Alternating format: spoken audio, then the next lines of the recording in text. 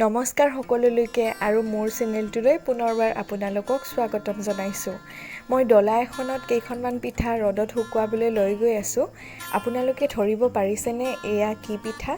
হয়, এয়া হৈছে আমাৰ অসমীয়াসকলৰ পৰম্পৰাগত জেং পিঠা। বিহুৰ সময়ত প্ৰায়ভাগৰে ঘৰে ঘৰে এই পিঠাটো বনোৱা হয়, নহয়নে?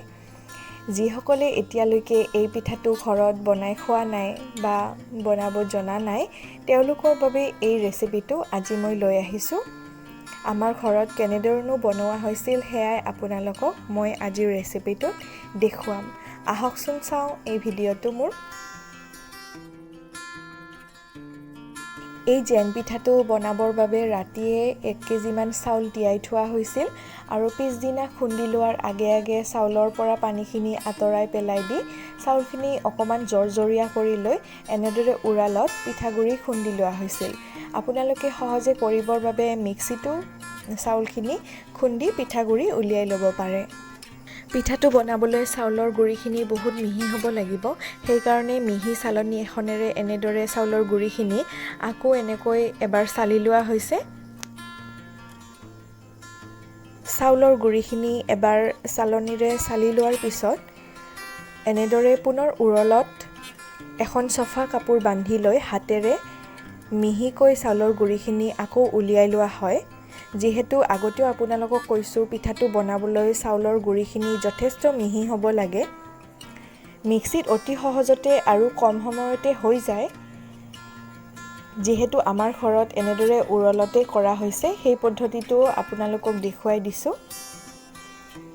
আৰু এনেদৰে এবাৰ কৰাৰ পিছত চাউলৰ গুড়িখিনি পিঠা বনাব পৰা হৈ যাব।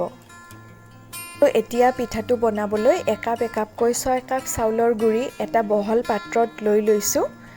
চাউলৰ গুড়ি যথেষ্টখিনি খুন্দি লোৱা হৈছিল, কিন্তু পিঠা বনাবলৈ আমি গোটেইখিনি ব্যৱহাৰ নকৰোঁ, 6 কাপ লৈ লৈছোঁ।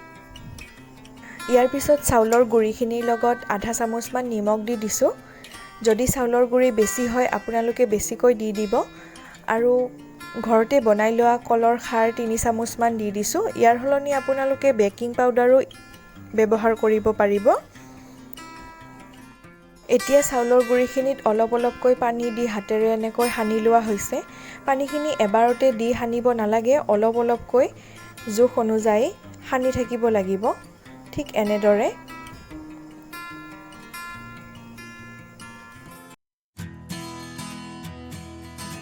আৰু অলপ সময় ভালদৰে পানী দি সানি লোৱাৰ পিছত আপোনালোকে আঙুলিৰে এনেকৈ উঠাই চাব। ঠিক এনেকুৱা মিশ্ৰণখিনি হৈ গ'লেই পিঠাটো বনাব পৰা হৈ যাব।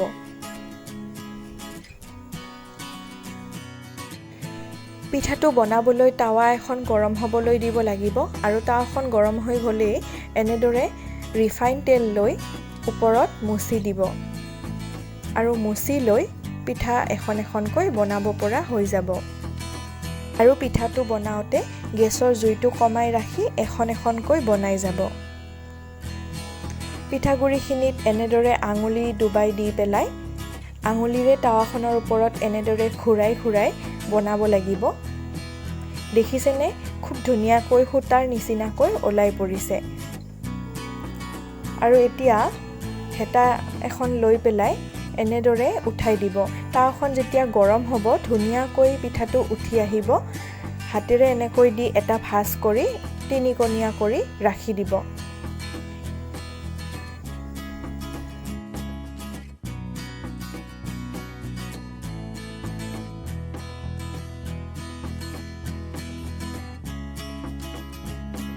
আৰু এনেদৰে দুখনমান চিম্পুল বগাকৈ বনোৱাৰ পিছতে শেষৰ পিঠাগুড়িখিনিত হালধীয়া ৰংটো ব্যৱহাৰ কৰিছোঁ।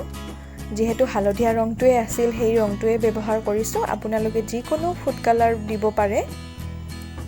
আৰু আগৰ নিচিনাকৈয়ে এখন এখনকৈ বনাই গৈছোঁ।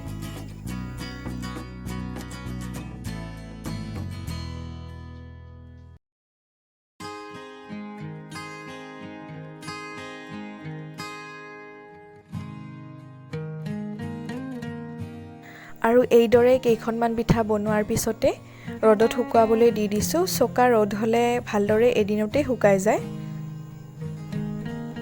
আৰু ৰ'দত শুকুৱাৰ পিছত ঠিক পাপৰৰ নিচিনা এনেকুৱা মচমচীয়া হৈ যায়। এয়া দেখিছেনে খুব ধুনীয়া হৈছে আৰু তেলত ভাজি খাব পৰা হৈ গৈছে। আপোনালোকক দুখনমান ভাজি দেখুৱাই দিছোঁ।